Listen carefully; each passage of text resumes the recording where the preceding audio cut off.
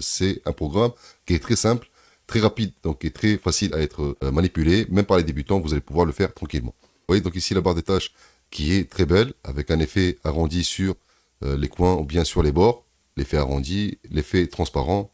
Et qu'on voyez aussi, hein, on a plusieurs parties donc sur la barre des tâches. Donc ici on a les boutons avec un effet rond et on a un petit reflet en fait de chaque icône. Et quand on clique sur le bouton démarrer, regardez, donc on a cette fenêtre qui est très belle aussi, avec la liste des applications installées sur le PC, cette volée donc ici à gauche.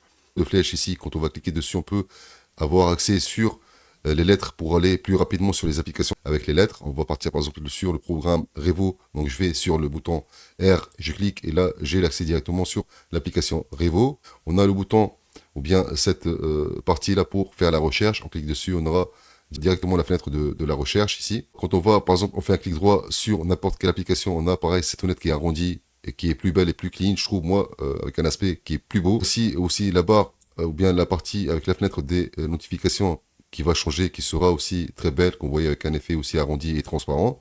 Ici, donc pareil, donc on a le bouton des widgets, comme vous voyez ici, donc là, cette fenêtre qui s'affiche là, qui est aussi pareil, donc avec un effet transparent, comme vous voyez ici, avec les bords aussi arrondis. Voilà, j'ai aussi changé un peu donc l'aspect de l'heure aussi et la date, je l'ai fait un peu plus épais, plus gras en fait, et plus gros. Moi je préfère, donc ça fait mieux comme ça. Pareil, quand on va sur l'explorateur du fichier, regardez, quand on l'ouvre, on aura cette fenêtre qui est plus belle, avec un effet transparent aussi, et les bords aussi en arrondi. Donc moi j'ai mis juste les deux disques à la page quand j'accède sur l'explorateur du fichier. Je suis directement sur ce PC, avec les deux disques que j'ai, et j'ai pas le volet de navigation, et que je peux y accéder à partir de cette flèche-là. Juste à côté de l'écran, vous avez cette flèche qui nous dévoile aussi, pareil, donc là, le volet de navigation avec tout ce qu'on a dessus, comme l'accueil, galerie, OneDrive, bureau, documents, les téléchargements. On va dessus, on clique et on a directement nos téléchargements qui sont là.